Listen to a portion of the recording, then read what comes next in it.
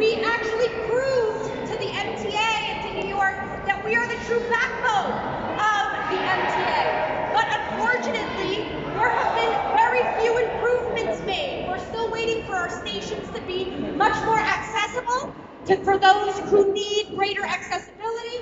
We are waiting to have better wait times, 6-minute service for the buses, the Q72, the Q23, the Q32, the Q33, the Q47, all the lines that connect my neighbors to Left Rack City, to East Elmhurst, to other places in Jackson Heights.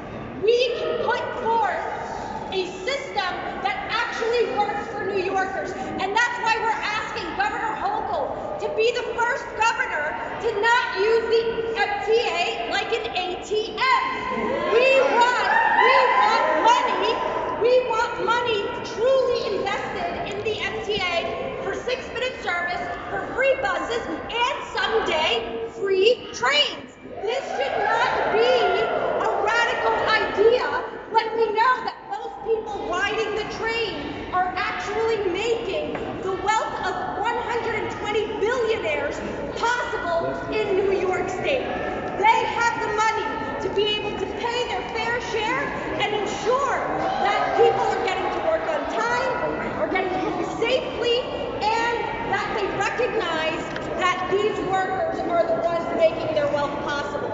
So I want to thank my constituents and all the other New Yorkers who came up today to rally with us, to call attention to this matter, and make sure that we're putting in greater transparency and greater investments in this year's budget so we get what? 6-minute service. Fix the MTA.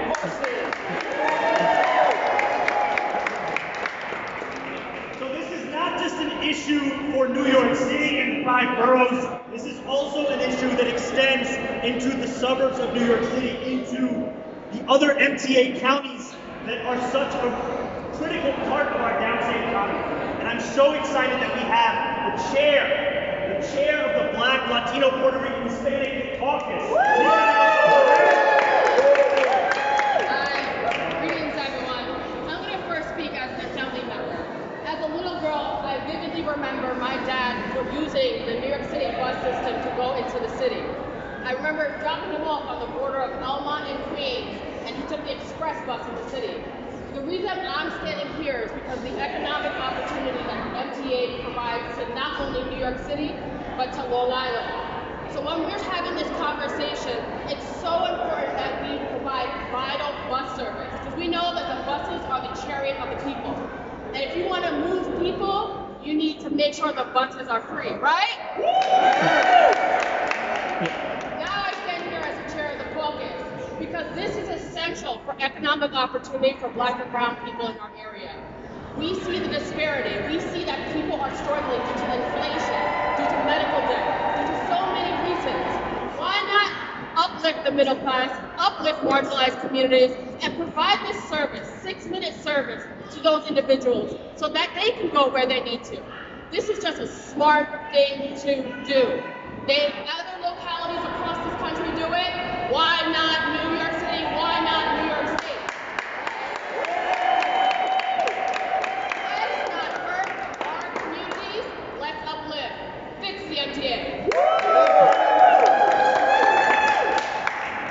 Thank you so much. And before we pass it over to the Senate, I want to highlight someone who has been leading this fight in the Assembly for many years, someone who has been a true partner in this fight, Assemblymember Bobby Carroll.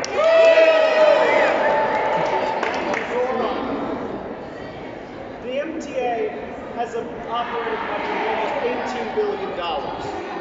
The MTA receives about $400 million in operating revenue from buses every single year. It is eminently possible to make buses free in New York City. Buses, the vast majority of the riders are either reduced fare riders, students, or those transferring to the subway. This is common sense. It'll make our buses more accessible. It'll make our buses quicker. This is what we should be doing. This is why I'm standing here, and there's only one way to do it: fund the MTA. Too often, We have members of the legislature and the governor who do not want to fund this system. The MTA alone would be larger than all but 12 states. Think about it. The MTA's budget is larger than all but 12 states. What it desperately needs is funding. The governor has gotten partially there with her plan. We need to get all the way there with this plan. We need to fund the MTA. We need to implement congestion pricing. That's how you get better service. That's how you bring equity to New York. I want to thank all my colleagues and all the supporters who made this possible today. When we talk about the importance of buses, there's someone who has been leading on the fight of free buses. Formerly my colleague in the Assembly, now in the Senate, Natalia Fernandez. This is not a crazy idea. Free buses, it should be a human right. Public transportation should be accessible. I have a pilot program to see how we can fund a free bus program. But today, right now, in this budget, we need to fix the MTA.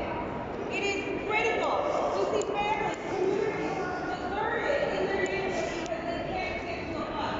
They can't get to work on time. They can't get to their jobs on time. Now is the time to fix it. Make it serve. Clear bus lanes. Have free bus service and fast trains. But the time is now. We've been yelling about this, screaming about it, advocating for years. My entire career here as a public servant, every single year, every single day, we say fix the MTA. And Governor Hochul, you have to hear us this year. You have to make sure